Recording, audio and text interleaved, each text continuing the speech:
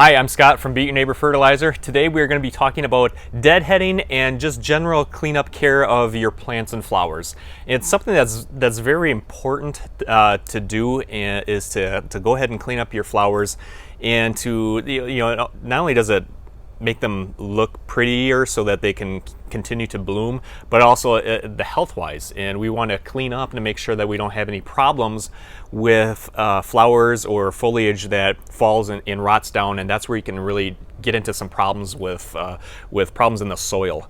So I'm just going to go through. We have a whole spattering of different flowers here that need to be cleaned up, and we just want to show you generally and kind of quickly of different ways that you can do that. So here I have Salvia.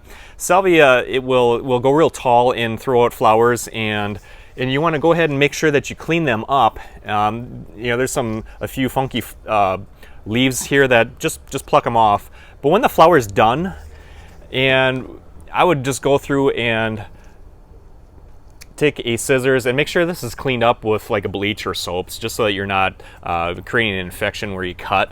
And a flower like Salvia has got kind of a thick stemmy or woody stem, and so you probably will have to use a scissors to go through and give that a little cut, maybe halfway down or so, just about an inch below where the flower is. Go ahead, and once they're done flowering, that's when you would go ahead and clean them up. And again, there's some flowers that have the petals that have dropped down, and I want to go through and make sure that that's cleaned up, because again, that's where you get into trouble when foliage rots down and it starts setting into the soil. So that's something that you want to make sure that you clean up and care for. Vinca vine turns out beautiful, and if it depends on what you want to see with it. It depends on your preference. And Vinca vine will trail way down, maybe 4, 5, 6 feet. Not everybody likes that though. And what's kind of cool with Vinca vine, what you can do if you don't want it to trail way down, go ahead and give it a trim. All right, and wherever you cut it, it's going to fork out. And it's going to split, and it's going to produce more. So we're going to take this Vinca vine, and it's going to be fuller. It's all depending on your preference. Some people love to have like a geranium hanging basket with Vinca vine, and it trails down 4 or 5 feet. That's fine. Some people like to have it a little bit shorter and more full, and that's where you can go ahead and cut it. It doesn't hurt it, but it will fork out, and you can even tighten it up if you want it closer. And you can cut it there. And actually, I probably already did, because if you can see here, it had already forked out and was producing 2 new vines. So with Vinca vine, if you wanted to fill out a little bit bushier, go ahead and cut it. Again, clean up any leaves that have fallen into the soil, and just get rid of them. Begonias, these are tuberous begonias. They have they get a really big flower to them, and the flower lasts a long time. But when it's dead, when it's done, it will fall down. And again, there's a lot of water content in this flower, in this head, and we don't want that infecting the soil. So when it's done, make sure that you get the flowers out of there, and go through and go ahead and nip it off. But it's got some heft to it. There's a lot of water content in here, so you can imagine when this rots down, if it's sitting in the soil, yeah, you'll run into problems. If there are any funky leaves on here, or tuberous begonias, they can get damaged kind of easy, and there's actually nothing on here that I see. But I would go through and just cut a leaf off if it looked funky or something. Just go ahead and take it out of there. Geraniums are one of those plants that you really do need to clean them up. And the way to do that is, once this flower is done, go ahead and follow that stem all the way down, and we call it just cracking it off at the neck. Take it all the way down though. You don't want to just nip it off here, because with geraniums, the stems, the flowers, and the leaves, they fall down, and geraniums have real delicate root system, and they are real susceptible to that root rot. So When it's done, go ahead and take it all the way down, and it just cracks off real easily. And you've got new flowers right here. They're ready to, new buds, they're ready to flower. So make sure that you do stay up on top of geraniums, especially.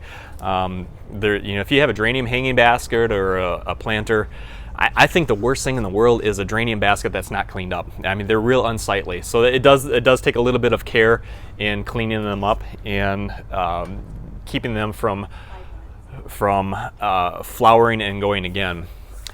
Dahlias, they're another flower that has a real thick woody stem, and when this flower is done, you'll have to take something sharp. You won't be able to just pinch it with your fingers. Just go ahead and try to get it down 2-3 inches and cut that off. Lobelia. If Lobelia gets a little out of hand on you, no problem giving it a haircut. Sometimes you'll find maybe in the hotter days of summer, Lobelia will get a little bit burned, or if it has gone dry, you might have to give it a little haircut. And it's literally like a haircut. You're not going to hurt it. So again, make sure your scissors are clean. Trim it up. If it's a little too long for you, no problem. Go ahead and just take the scissors, give it a haircut. All right, clean it up. Whenever you do that, make sure that you kind of pull anything that's fallen down and pull it up and out of there, just so you don't have that root rot. One of the things that we tell for our greenhouse customers, impatiens. You buy a flat of impatiens, and the first thing I tell them is give them a haircut, because the impatiens will absolutely, they love it. They will just explode with growth from down below. But our customers are usually a little leery on doing that. They're like, you're telling me I'm going to cut my flowers down right away? I was like, well, you're going to sacrifice some flowers for a week and a half or 2 weeks, but all the rest of the summer, you're going to love me for it. It just explodes with growth from underneath. You're forcing it to really fill out. So impatiens are really a good one to do that with.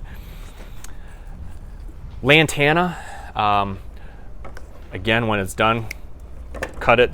It'll look like a little pineapple when it's done flowering. The flowers are done, and it'll have this little head on there, and it looks like a little miniature pineapple. That way you know that it's done flowering, so go ahead and cut it. Lantana is a great one to have in your garden. The deer, the critters, they don't touch lantana.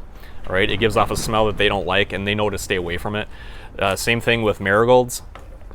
Marigolds are a good one to have in your garden, or mixed along in your flower beds, because the critters generally do not like it. Lantana is much more powerful. Once in a while, a deer will come along and it'll be the oddball and will eat the marigolds, but generally they stay away from it. So they're kind of fun.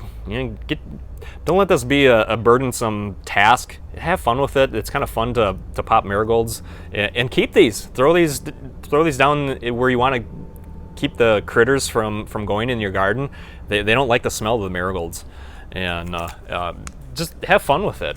This is a tall salvia. This is something that you should have if you want to bring in the pollinators. This salvia, and this is proven winners, and it's rocking, playing the blues.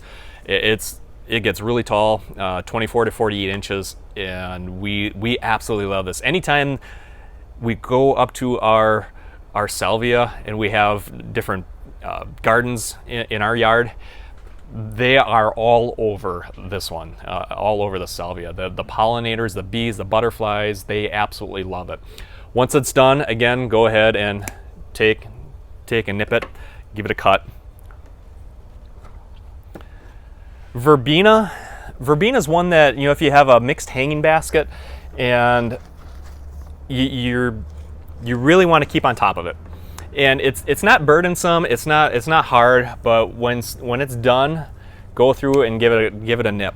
Now, you want to keep doing that in cutting it here and there, because it flowers and then the flower cycle will die off. So your timing, you don't want to have them all flowered and then die off.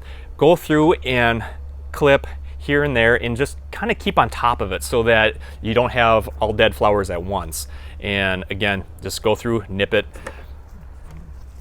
Petunias. Okay, we have a lot of customers that they don't want to touch petunias because they're kind of scared of it. They're thinking of like the old, a lot of the old petunias that that you really had to deadhead a lot. The genetics on most of the petunias nowadays, the Easy Wave petunias, the Shockwave, the Super petunias, those genetics are really, really strong. And you know, we have these hanging baskets in our floral shop. They're 5-6 feet in diameter, and my customers ask me, well, that must be a lot of work. And I'm like, actually, it's no work at all. We don't touch them other than watering, the proper care and watering and fertilizing once a week. They're actually very easy.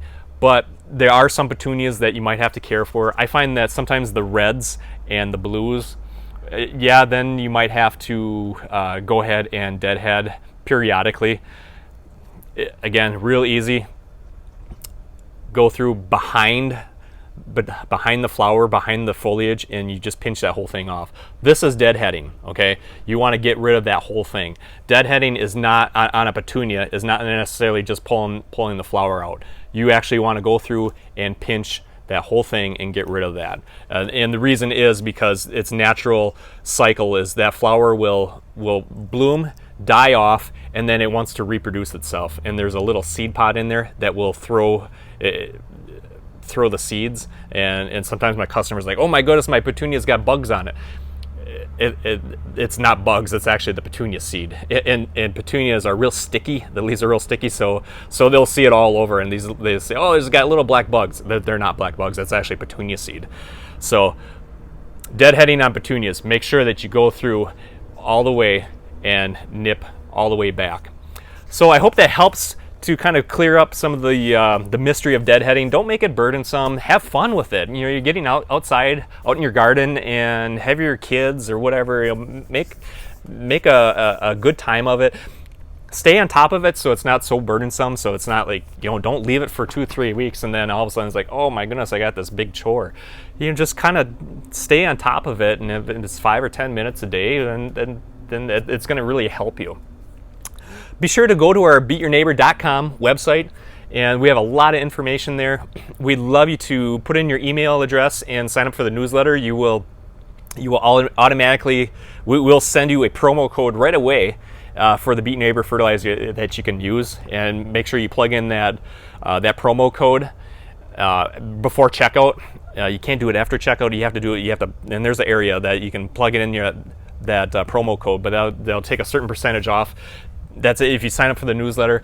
Check out the website, the beatyourneighbor.com website. We have a lot of articles, a lot of how-to videos, and the blog articles. There's a lot of information there. So thanks for joining us. We'll see you later.